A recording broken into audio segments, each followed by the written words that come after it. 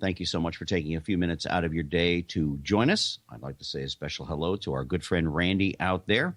We have a great guest coming on tonight, Michael Musto, columnist, syndicated columnist for a number of publications throughout the United States, as well as someone who is involved in the New York scene. And I think it's going to be a very interesting show to have him on board.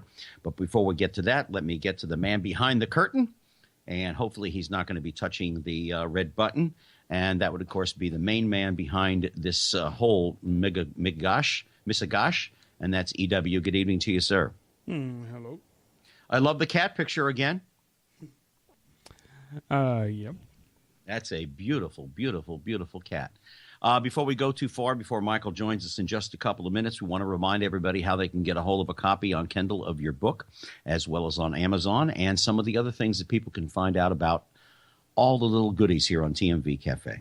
Well, they can go to Amazon.com and get Crime Scene Confidential for 99 cents on Kindle. Yeah, it's really just 99 cents. That's all. But also, if you want to hear the show on the go, you can simply download the TMV Cafe Radio app. Go to Google Play and download it, and you can listen to the station right there from your phone, as well as check out pictures, news, and even purchase the book through the app as well. And also, don't forget about the TMV Cafe gear. Oh, that's right. We do have the gear where you can go right under the library tab. There's a drop down that says TMV gear. You can get the Express coffee mug. Ooh, yeah. But which one do you like? Do you like the white one or do you like the brushed? I like the brushed one. Yeah, I've got to get, as soon as I can get some finances straightened out here, I'm going to get myself a couple. I want to give them out to some friends of mine and stuff like that. But how are things? I haven't talked to you in a considerable amount of time, and we did email a little bit last week. But how are things in general? Going good. How's the weather there in San Antonio? Here in Orlando, it's like 85, 90 degrees. They could hit 80 today. Yeah, it was one of those days. It was just one of those days. The winter is officially over. Father Greg says hello to everybody, by the way, and they still have piles of snow in Boston, Massachusetts. It's always wonderful to have that snow. Yeah, I'm certainly grateful that I live in Orlando. I don't have to do that, and I don't think outside of some cold weather and some ice storms, you guys don't get any snow there per se, do you? They don't even know what snow is. Oh, so if it happened, it would be like a mad scramble of how to drive in it and what to do with it and everything else. Well, somebody drops a cup of ice on the ground and they start screaming, "Oh my God, it snowed!" As I said earlier, we do have Michael Musto joining us. And for those of you that are not familiar with Michael, as I said, he's a syndicated columnist. I will go over everything. The first time that Michael and I met was on the Barry Z show in New York. And we were both guests on that show. And that was about 2-3 years ago. And Michael and I have become friends. And I finally said, hey, I need you to join us. And so he's going to join us this evening. By the way, Randy does say hi back. Yeah, by the way, I would love to get Randy on the show sometime. I mean, he's been an avid listener for a very, very long period of time. Maybe one of these days we'll get him on for a couple of minutes at the beginning or the top of the show. You two can work that out. But I'd love to talk to him and see what he thinks. If you have any ideas for shows coming up, let me know. That goes out for everybody who takes the time to listen to this particular program. So, for those of you that have some ideas of what's going on, please don't hesitate to let us know. And the man of the hour has finally joined us, and that's Mr. Michael Musto. Michael writes a weekly column called Musto the Musical. He also writes for Out.com, a column in the Advocate magazine. He also writes New York Times Style section, PaperMag.com, TheBlot.com, Daily Beast, and the New Yorker magazine. He's a commentator on television as well as Theater Talk, Channel 13, and he's been on CNN. He's written a number of books for them. Downtown, a guide of New York City's underground, which came out in the 80s. Manhattan on the Rocks, a Roman Cliff novel, in 1987 it came out. He has 2 books which talk about all the columns that he has written over the years, La Dolce Musto, as well as the one that I get a tremendous kick out of, Michael, for the title, Fork on the Left, Knife in the Back. These all can be had on Amazon as well as Kindle. And ladies and gentlemen, Mr. Michael Musto, welcome, sir. Thank you. Let me just clarify, New York Magazine, not New Yorker, though I would love to write for the New Yorker, too. Oh, I'm sorry. Did I add a little That's more okay. onto it? That's okay. And of course, the first time that you and I met was on the Barry Z show.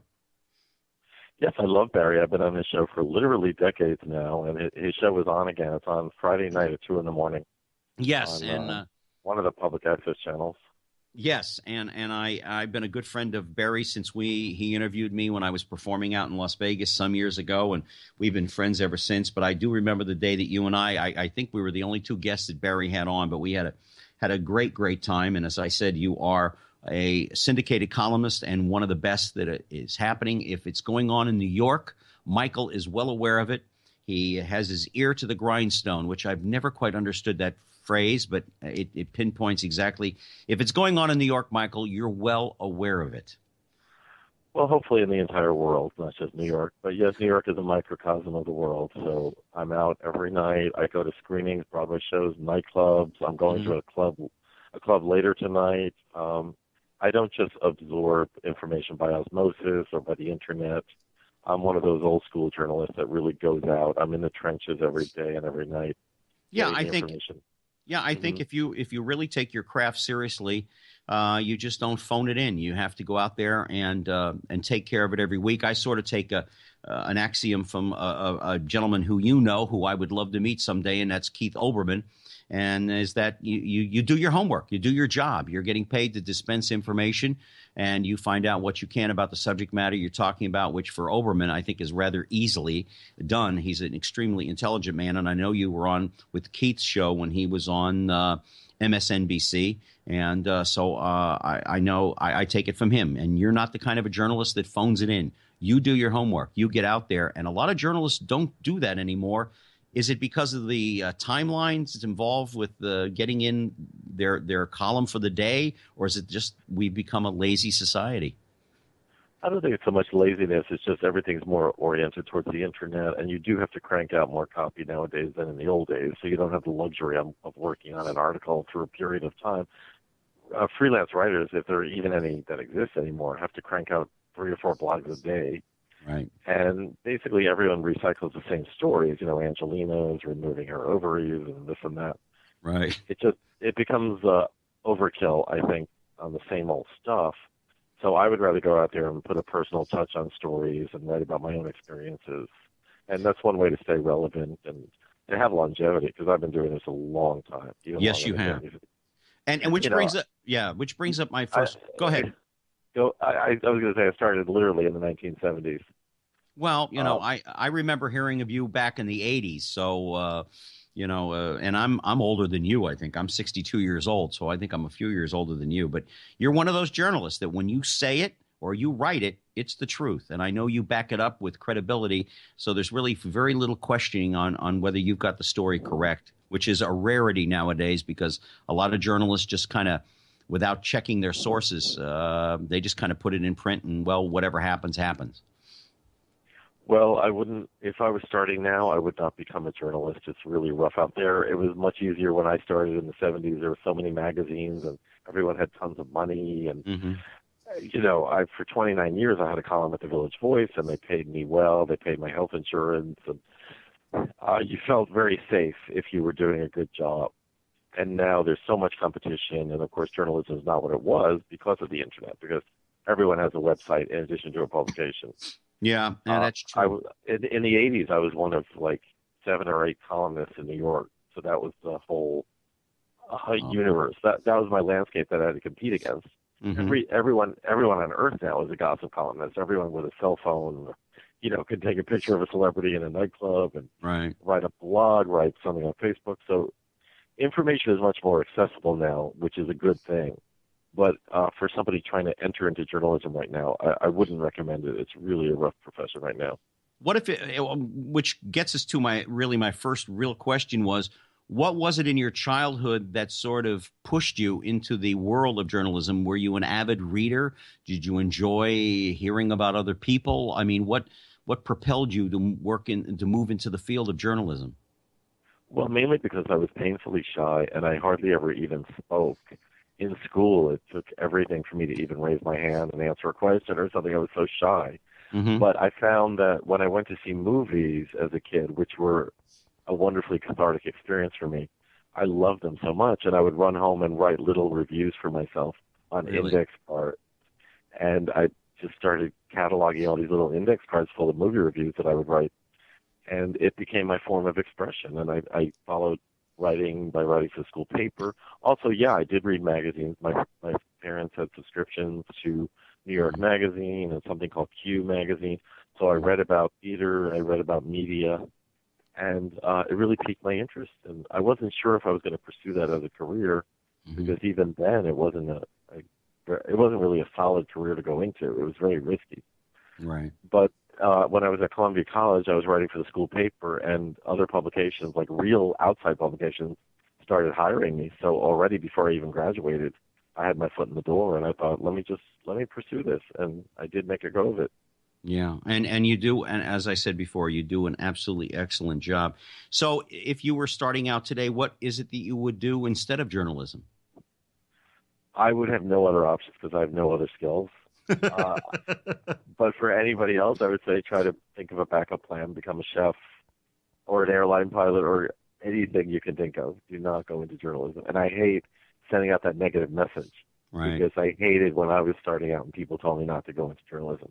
But it's really a different landscape now. It's really hard to make a living, especially in New York. It's so freaking expensive. It's even expensive to live in Brooklyn, which became the place where the Manhattanites moved, for something more affordable. Now that's too expensive, so I don't know where they're going to move next, probably Long Island or Staten Island. Well, I can tell you as a son of an airline pilot who for many years and many members of my family in the airline business, that's not a business to go into anymore, although there seems to be a shortage of airline pilots these days. Who were your heroes as journalists growing up? Was it the contemporaries that I grew up with that you'd see on TV? The ones that were real journalists with CBS News or Time Magazine or World Report or AP? I mean, did you have heroes that you looked up to and you said, hey, I like what they're doing, and you emulated that to a certain extent till you found your own feet? I did. And they were part of what was called the new journalism, which meant they were redefining journalism, making it more personal. They were throwing out the old, inverted pyramid style of journalism and making it more like fiction, except it was real. And those writers were Tom Wolfe, Gail Sheehy. I loved Rex Reed. I believe it or not, like John Simon, I wasn't hip yet to all of his bigotries and hate. Right. So now I don't respect John Simon at all, but I did think he was a brilliant writer. And I loved Liz Smith in terms of gossip, and later on Richard Johnson. So I had a whole bevy of influences. And then at Columbia, there was no undergrad journalism major, so I had to major in English literature. So I read the Brontes and Jane Austen and Charles Dickens and all that stuff, and really was turned on by that too. Oh yeah, I mean, they're great storytellers.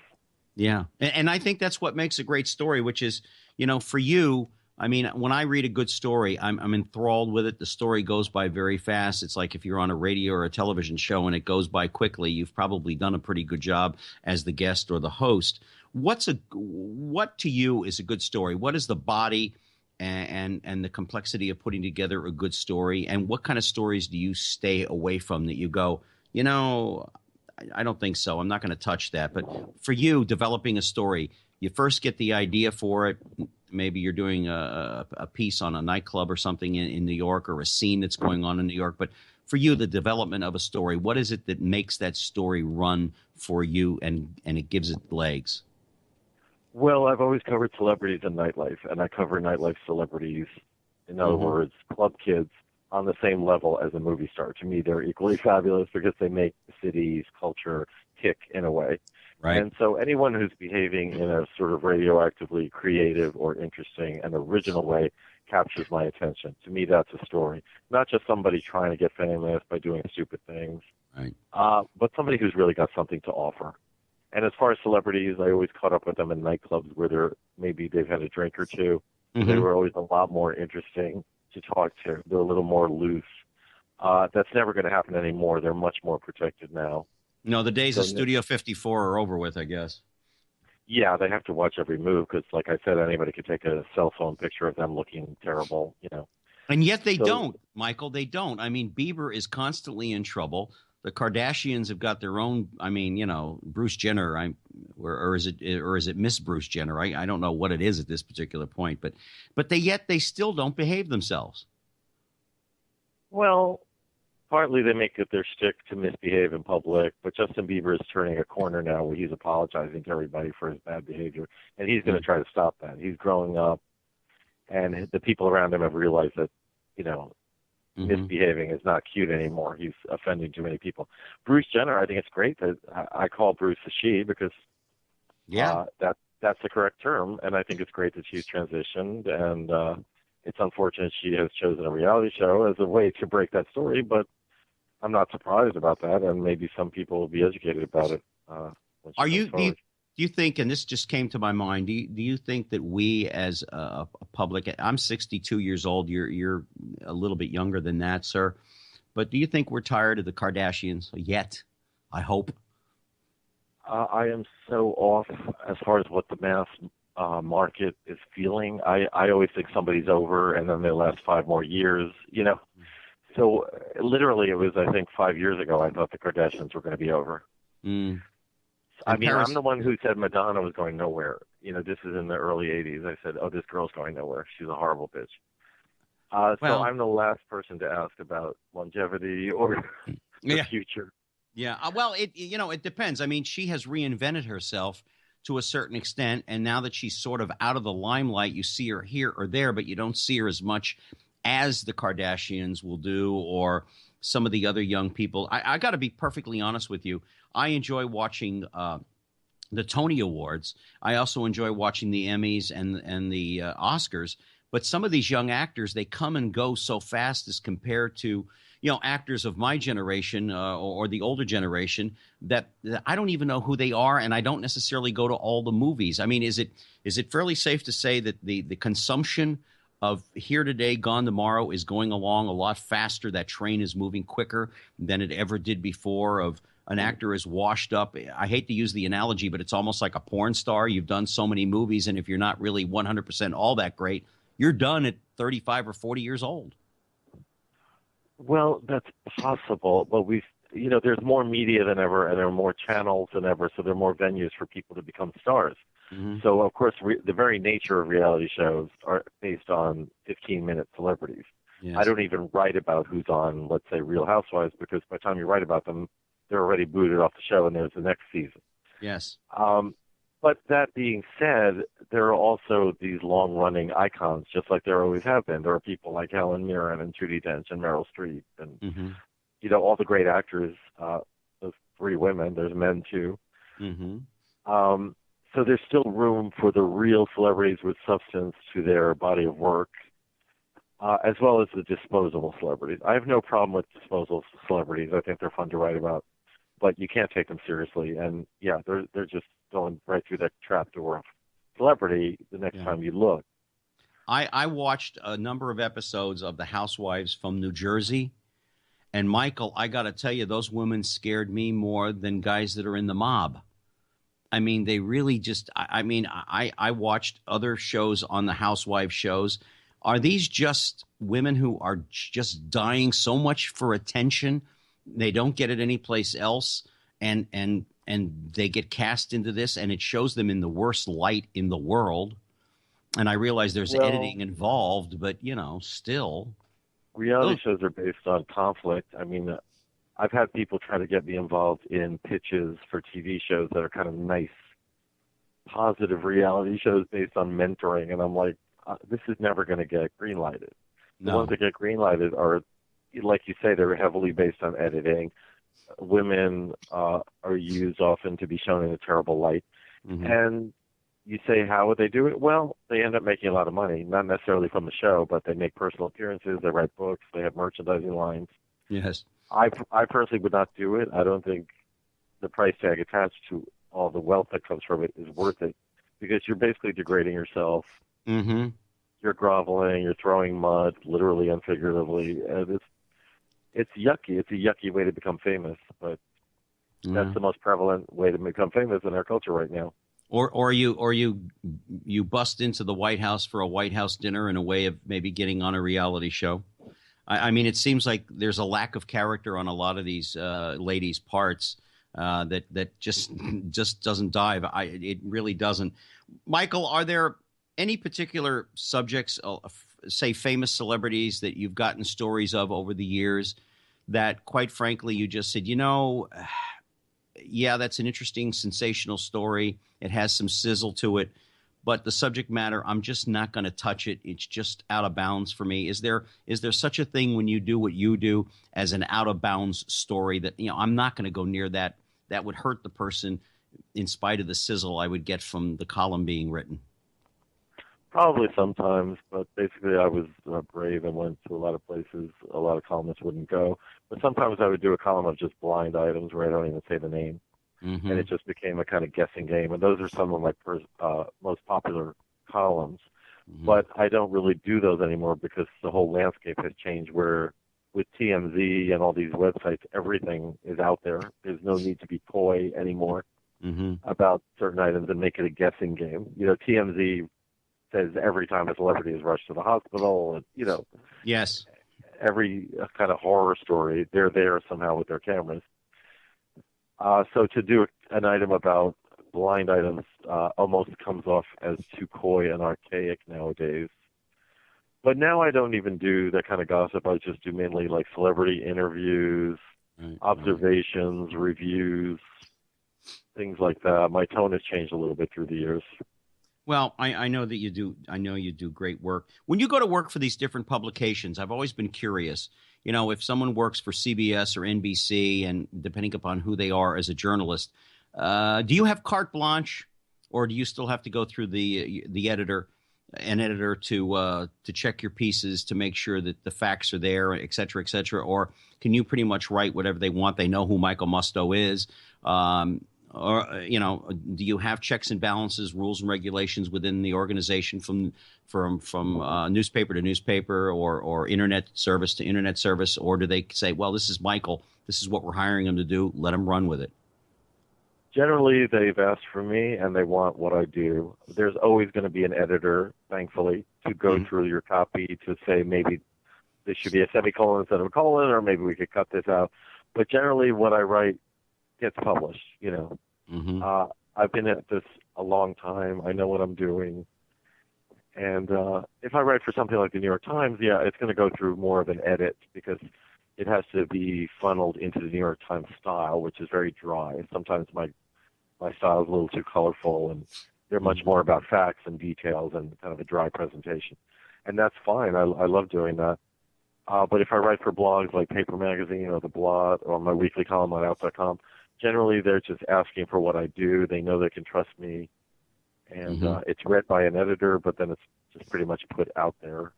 And it does very well. Facebook and Twitter have proven to be very good tools to get extra traffic. I used to resist Facebook. I didn't want any part of it. Yeah, me too. But, now I see that it's a good venue to enhance your traffic because you say, hey, folks, the people following you on Facebook are 5,000 people that love you. So, though I don't know if they're really going to be there for you if you're in trouble, but at least nominally they love you.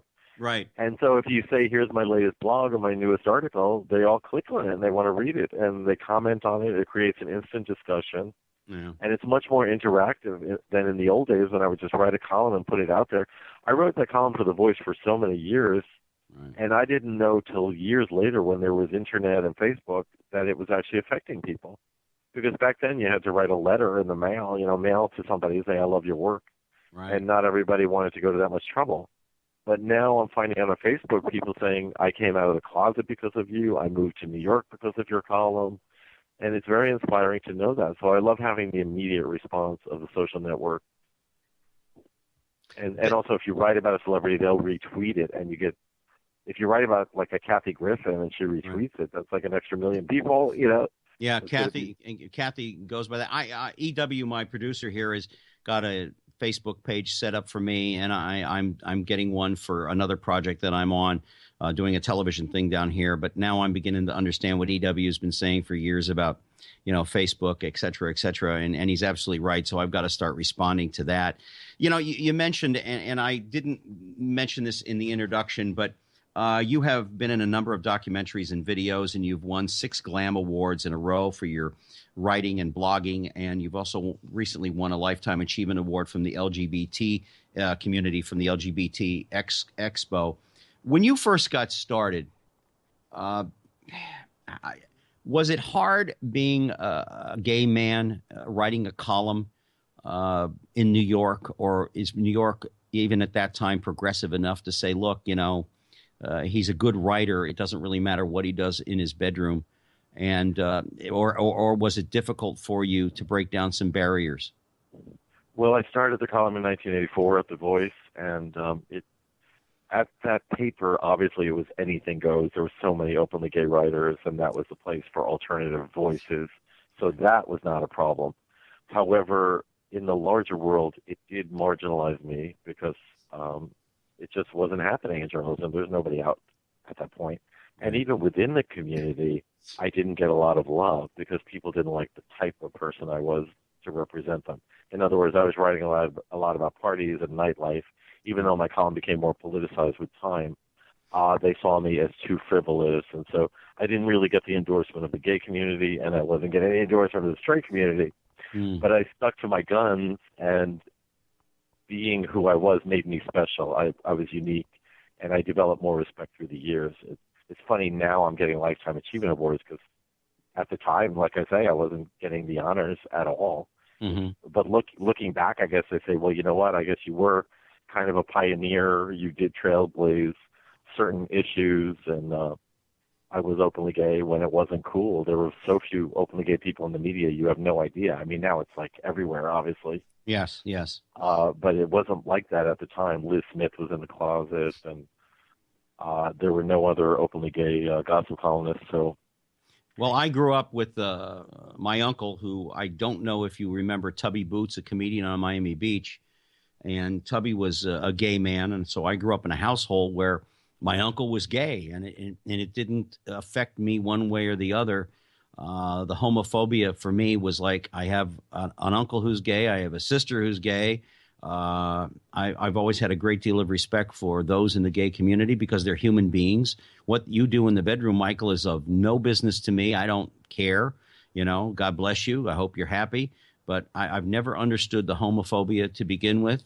I guess it's brought on by the Christian right, and I've never understood it. You can believe whatever you want, and everybody has a right to. So I'm certainly glad to see that finally the gay community in this country can relax and maybe feel a little more loved. And it's about time America finally woke up their eyes and said, it's the younger generation. We have gay kids in school. There's nothing wrong with them. And not one of them has ever tried to seduce me into being gay. So it's a wonderful thing that this has started to happen now, according to the religious right. Of course, Michael, they think that, this is the downfall of America. It's not. It's understanding and respecting people for their values of who they are as human beings on this planet. And I want my listeners to understand that I love Michael. I do. I've known you for a while, and you're a great gentleman, and I am so happy that you are here with us tonight, and you are a spokesman for the gay community. But is it easier now, for the gay community all over the country, you think, as each state starts to say, hey, yes, gay marriages can occur? And I think the Supreme Court's going to vote in favor of gay marriage. Contrary to the religious right, I think that decision will come down, and I think it will be a law of the land, and that'll be the end of it, and we will move on. And 30 years from now, people are going to go, what was so difficult about that decision? It's going to be like slavery or women not voting or any of these historical aberrations that were just so ridiculous. Yeah. And people finally had to go through the growing pains of getting out of that. I think it is much easier, obviously, because when I started, there was no visibility in the media. There were no rights. But for a kid growing up gay in the heartland, it can be still pretty challenging because of their immediate environment. Yes, right. They see gay rights on TV, they hear about it, they read about it, but maybe their family doesn't approve, and you hear all about teen gay suicides, transsexual suicides, and it's really tragic. So we have to move past the point where that's ever going to happen again. Yes, it is tragic. Suicide is tragic. I had a show about it not long ago. Let's get back to the pop culture thing, and then I want to get into your book that I really love the title of Fork on the Left, Knife in the Back, which is some of your columns that you've written over the year. What is it that we find so fascinating about pop culture? Is it a release from our home lifestyle, 9 to 5, that people love to look at people in the pop culture world, and we wish we were there? And do the people really understand the stress and strain that is on people who are in the pop culture world to maintain that? It's a catharsis. It's an escape. We do like to immerse ourselves in people who seem to live lives on a larger scale than we do, and who mess up a lot. There is a dark side of human nature that likes to see a celebrity kind of screw up and get in trouble. But then deep down, we're good people, so we gather around to watch them rise up again like a phoenix. Because basically everybody in showbiz who screws up has a comeback. There's always room for a second chapter. Yeah, we also, are. It's a bonding thing. Gossip and celebrities, it's a connecting thing for people at the workplace. It's a water cooler kind of experience, whether it be literally at the water cooler or just online or with your family and friends. Everyone wants to talk about Angelina and Brad and this one and that one and whatever the hot story of the day is. It just gets us through. It really is not that important in the larger picture. When you get down to it, it's not as important as stuff going on in the White House and in the international arena. But I treat it with importance because it's helped me. It helped me get through my childhood. And not just gossip, but culture. I love movies. I love theater. I even go occasionally to ballet. Maybe not to opera, but I had Charles Nelson Riley as an acting teacher in New York, and he used to always insist that we go to the opera. Now I love classical music, but opera is I'm sorry, I just never quite caught on to it. I don't speak German or whatever, so it's hard for me to keep up with things, and yet I do understand the stories. But no, I'm with you. Opera is not one of my favorite things. No, I just sit there and look at my watch, but. And hold my ears. Are there some pop culture stories that you can see on the horizon? There was what was it? I think something that you predicted about a certain celebrities that which ones were going to commit suicide before the next one was going to commit suicide. I think you were one of them, and that predicted something along those lines, or something about Amy Winehouse and stuff like that, or will it be Amy Winehouse or what's her name? She's in Las Vegas now. Britney Spears. Is there someone on the horizon that you see besides Lindsay Lohan that may very well be in danger right now? Britney has totally gotten her act together. She has not made those kind of scandal headlines in many years, so she's doing great. I even think there's hope for Lindsay. The thing about Lindsay is she is an appealing actress, and if she has somebody who trusts her enough to give her a job, she'll do fine. She recently did well in a play in London, Speed the Plow by David Mamet. So I think she's on the road to recovery, and I don't really sit around thinking who's going to commit suicide. Yeah, well, I mean, you're in the scene. I mean, in New York, there's an awful lot of actors and actresses that live in New York, and you see them out in public, and sometimes they get a little too crazy. And hey, let's face it, a lot of actors out there are very shy and quiet people. And if things aren't going right in their careers, that upsets their entire lifespan, Well, the ones who seem to be imploding were people like Shia LaBeouf, Amanda Bynes, Charlie Sheen. But you don't hear much even from them lately, so I hope they're okay. I want these people to survive. And I think they're going to be fine. They go through these periods where they act up in public, and it's very unsavory. Alec Baldwin has had his bad moment. Alec has a tendency to hit himself in the head constantly. On the tabloids this past week, it's been out that Tom Cruise and John Travolta, who lives just up the road here from me, have been gay lovers for years. Any truth to that? You can't read the tabloids. Didn't they say Tom Hanks was breaking up with Rita Wilson? I mean, come on. Or Hillary went out with an alien or something. Right. She actually did go out with an alien, Bill Clinton.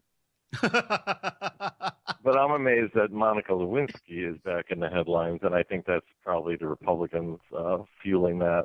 Yes.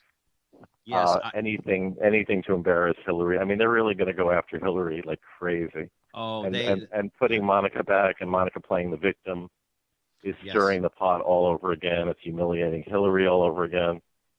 I saw Bernstein tonight on with Chris Matthews, and he was talking about, getting those emails, how the Benghazi Commission is going to go after them, and Woodward said, and Bernstein said as well that there's no way that they're going to get those. The only way that you got the Nixon tapes was through a grand jury investigation, and there's no grand jury investigation. Although I wish she would put the emails out there. This way, if there's really nothing there, then it shuts the Republicans up once and for all. Although they would still say, well, those are the 30,000 that she deleted.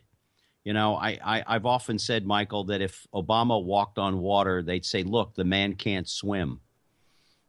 Exactly. And a certain network, which is located there in New York City, perpetuates so many lies in so many different directions. But then again, nobody ever said they were a news gathering organization to begin with. I think they're just a propagandist for the Republican Party, and everybody kind of knows who they are and who I'm speaking of. I want to jump over to your book, and before we get back into some other things here, which I love. Dolce Musto was a great book, but Fork on the Left, Knife in the Back, and just a couple of the chapters which has to do with your columns that you wrote. In the first part is Celebrities in Need of Crisis Control. And, of course, the one that I really got a kick out of, Why I Need Brad and Jennifer. Wow, that was a long time ago.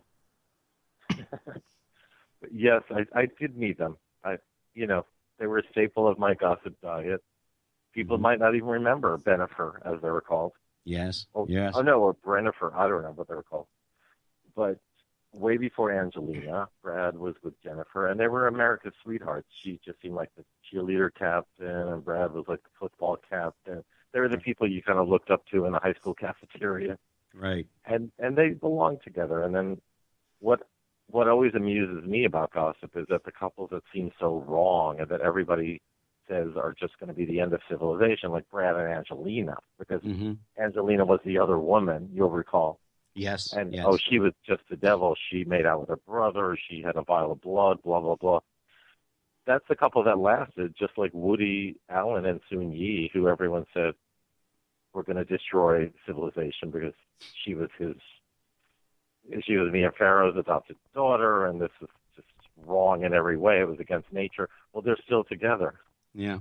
So I'm not sure what that says, but maybe it's the seemingly perverted couples that are actually the ones that work.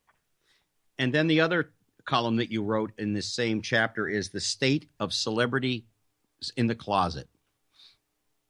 That was written quite a while ago, I guess, because more and more celebrities are now coming out and saying they're gay or bisexual or transgender, I suppose. There's so much out now that I just celebrate the out gay culture, and it's wonderful. I just did a column on Cheyenne Jackson. He's going to be an American Horror Story. Mm-hmm. And with Lady Gaga. And that's one prediction I was right about when I said that Lady Gaga should drop the meat dress, drop all the gimmicks, and just sing standards, because she really can sing. Oh, she's wonderful.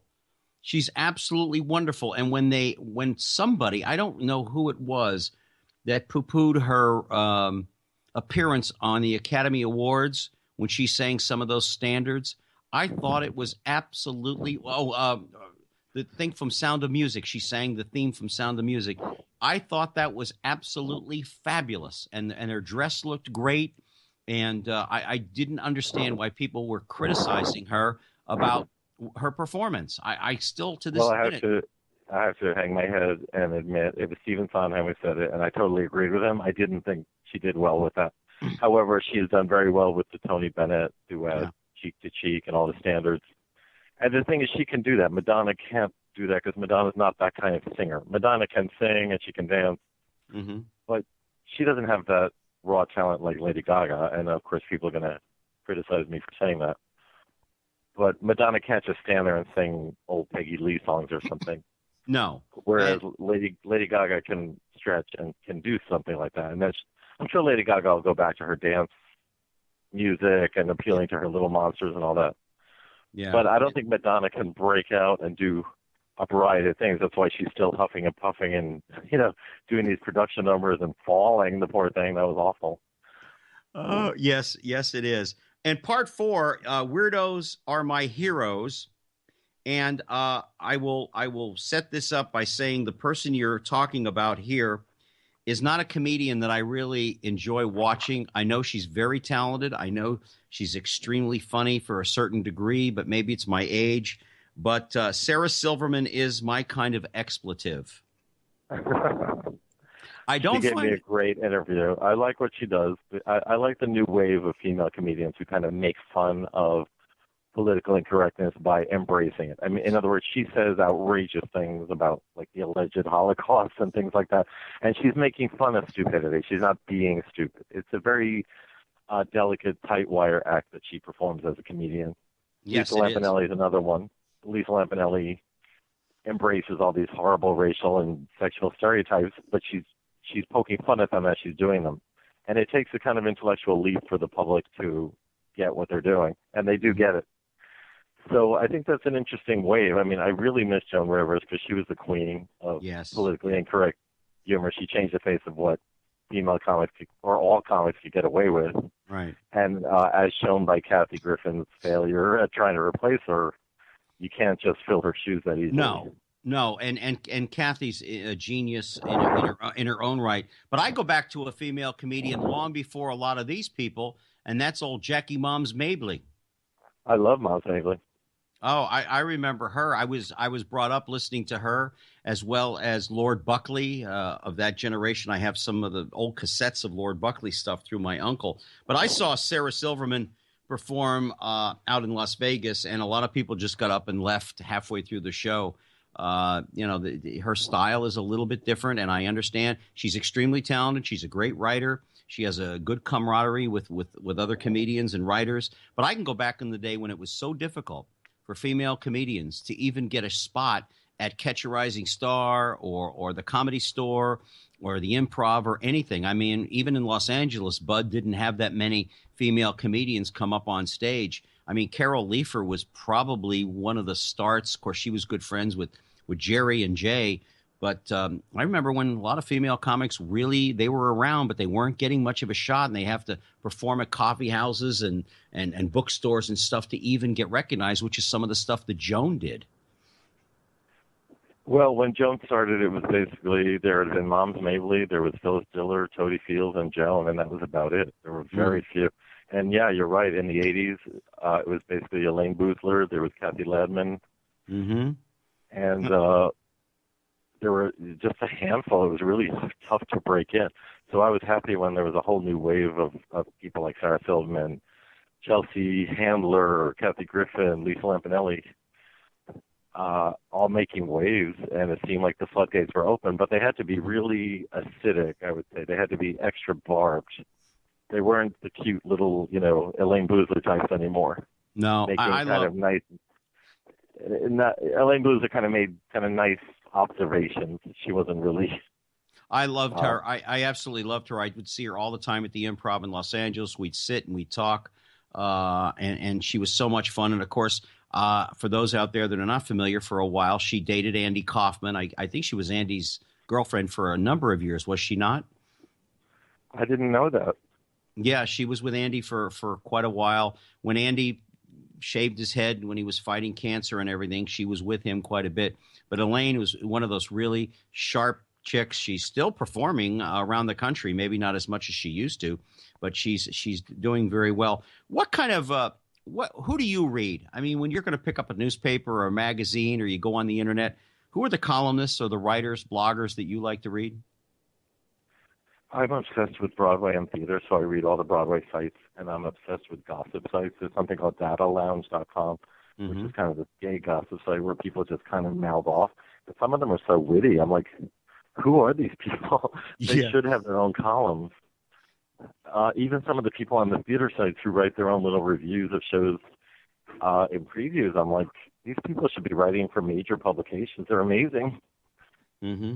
So I'm always amazed at how much talent there is out there in terms of writing for people who aren't even writers. Yeah, there is quite an outlet, which brings me to the next thing. Do you ever see a day when newspapers will return, or is that just that horse has already left the barn, and because of the internet, because of texting, blogging, you name it, it's just not going to happen anymore. Newspapers are a dying breed. Every day somebody's dying somewhere. I'm afraid it's over, newspapers and magazines. In fact, I wrote an article in a major magazine this week, and I went to try to buy a copy of it, and I had to go to Grand Central Station just to find a newsstand that even carried it. Really? Yeah. The newsstand near my house is changing to something else. The other newsstand near my house had the old issue. They didn't have the new issue yet. It's just not the way it was. But it's fine. Media takes different forms. It's constantly evolving, and you shouldn't try to change it or stop it. Everyone's aware now that digital is where it's at, the websites and the videos and all that stuff. And that's where they're putting their focus, and that's just where we're going to have to change our direction to caring about. When do you see, Michael, a day when the press, this 24/7 cycle that we are now involved in, is going to get away from the hate that is perpetrated by a certain part of it, and we're going to get back to the truth? Because in my opinion, there's a certain network out there that's never allowed the truth to stand in the way of a good smear story, particularly if it's about the president or somebody that's a Democrat or a liberal.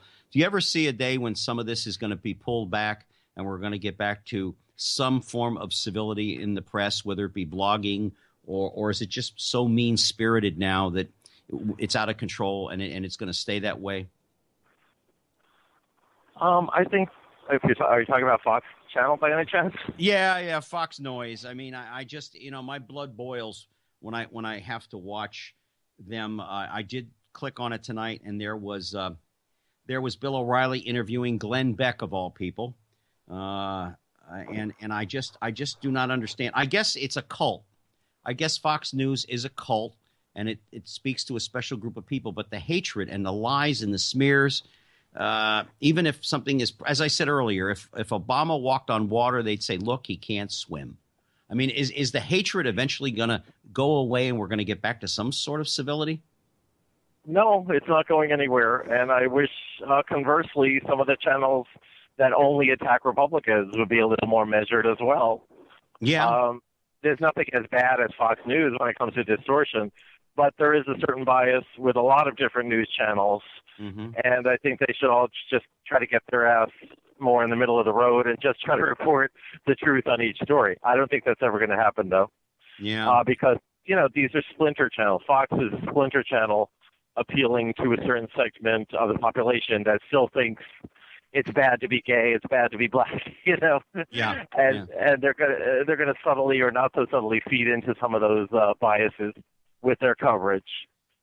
They're going to go after Hillary until next November, every step of the way. She's not going to get a break for 1 second. No, that's true. And they're all hoping that maybe Elizabeth Warren gets involved, but I don't think Elizabeth Warren will. I think she has more power where she is. Hey, I don't have this down on a piece of paper, but he announced yesterday, how do you feel about old Ted Cruz running for president of the United States? Great. I hope he gets the nomination because he would certainly lose. Oh.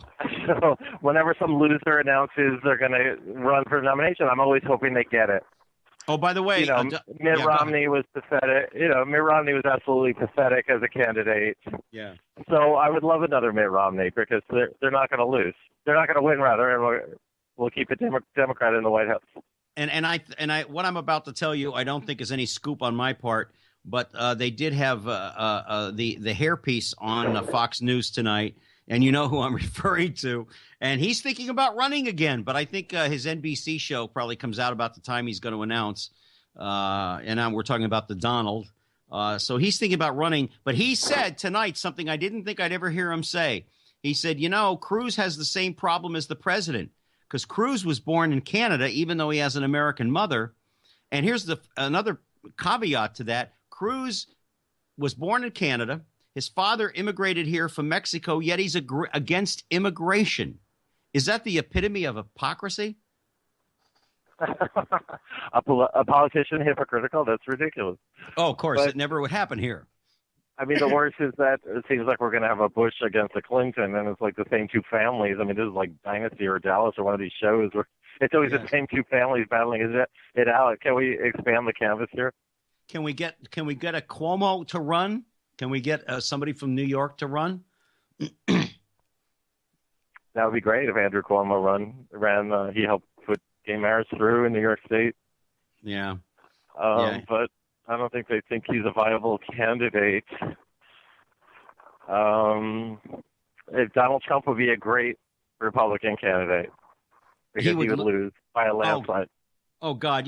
Here's a man who has more money than anybody around, and he can't get a decent hairpiece. Well, you know what? I could go after him for his looks, but there's so many other horrible things about him that I'd rather concentrate on. Michael, I will leave his hair alone. And I do mean his hair because it's one hair.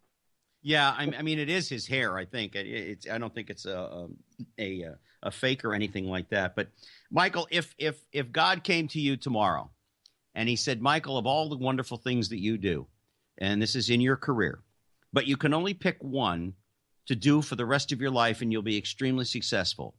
Would that be, what would that be? If you could pick one thing in your life, you'll be successful and that's it. Everything else has got to go to the wayside. What's the one thing that thrills you the most that you would do for the rest of your life without even thinking about it? Oh, gosh, just keep writing whatever I want and hopefully entertaining and informing people. I remember giving an interview when I started my column, and I said, I can't imagine at age 40 doing this. People are going to have to wheel me around in a wheelchair. Well, here I am, 59. Mm-hmm. I can finally admit it. I'm 59. Still doing it, and I don't seem to be slowing down. So if God came and she said, and she is a she, by the way. Okay. She said that I could just keep doing the same shit over and over again, I would be very happy because I love what I do. Oh, okay. What are your favorite stories to write? I mean, obviously you've said about gossip and celebrities, etc. But is it the sizzling part about their lives, or are you just the lifestyles itself? Well, the most fun people to write about are the ones on the way up who haven't made it yet, but who you're kind of helping introduce to the public, or the ones who are in a fallow period career-wise, because they're going to be much more open to talking. Some of the first people I wrote about in my column in the 80s were Liberace and Zsa Zsa Gabor and all these crazy people. And they were amazing interviews because they were, in a vulnerable state career-wise. Right. But then I would interview somebody like James Woods, who was an up-and-coming actor at the time, believe it or not. And he gave me a mouthful. He ragged on everybody. And, of course, the next time I interviewed him a couple of years later, he was totally polite and well-behaved. Somebody had obviously put a bar of soap in his mouth.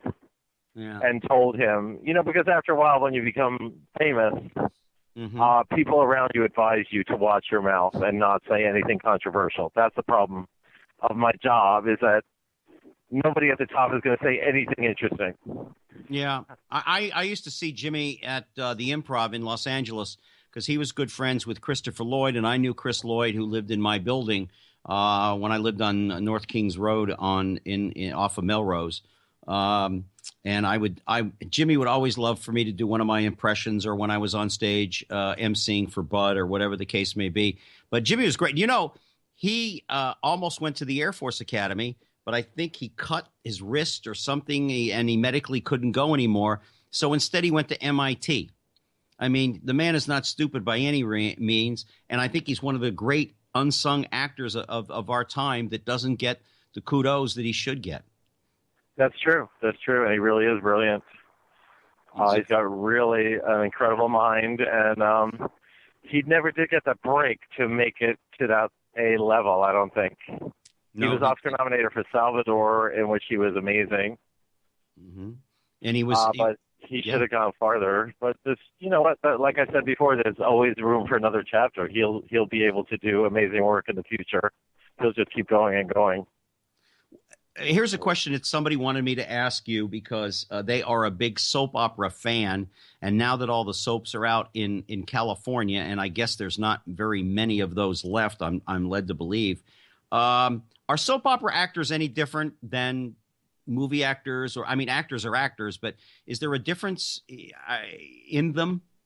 Is there a difference with a soap opera personality as compared to a television nighttime movie star kind of personality? There is, because they feel very downtrodden. I mean, I once made a remark to a soap opera actress about the lack of respect they get, and she bristled and started screaming at me, by proving my point. The thing is, they have to crank out so much stuff. They have to get a new script every morning and tape all day, learn so many lines, and then it kind of just disappears. It never reruns. It's not like a primetime series or a movie, and they don't get the respect or the money of primetime or movies. So they have this cross to bear where they know that they're considered second class, and it really bugs them. Yeah. And also they became obsolete because the public became too savvy to believe some of these stupid plot lines. But meanwhile, at the same time, the public is buying all these reality shows with their made-up, contrived bullshit. So it's almost like reality shows supplanted the need for soap operas, because reality shows are soap operas. And they're every bit as scripted as soap operas, but people could convince themselves that it's real people, so it had more of an appeal than All My Children or something like that. Yeah, absolutely. Let me get you out. I got 2 questions for you to go. How much thorough fact checking do you do on stories? I check everything, and it's all, it's all true. It's all correct.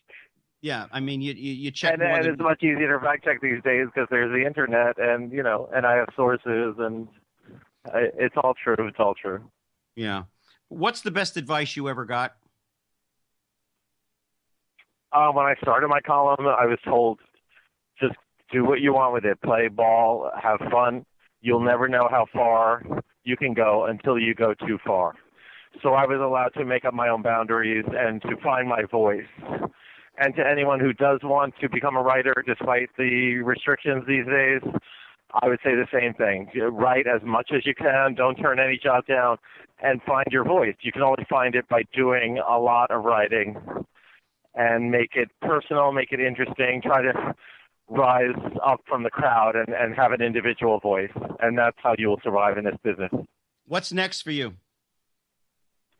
I'm soon going to be on a TV show that I can't announce yet, but I hopefully will be able to announce it next week. That'll be fantastic. And this has been Michael Musto, who's joined us for the hour. Michael, God bless you. I thank you so much for taking time out of your evening to join us. Michael Musto, please check him out in his different columns around The Advocate magazine as well as New York Magazine. He's seen on Theater Talk, which is on, I believe, PBS stations all around the country. Go out and get one of his books. You will laugh. He is a funny, funny man, La Dolce Musto, as well as Fork on the Left, Knife on the Back. I still love – where did you come up with that thought? I mean, the old show business thing about getting knifed in the back, is that pretty much where it came from?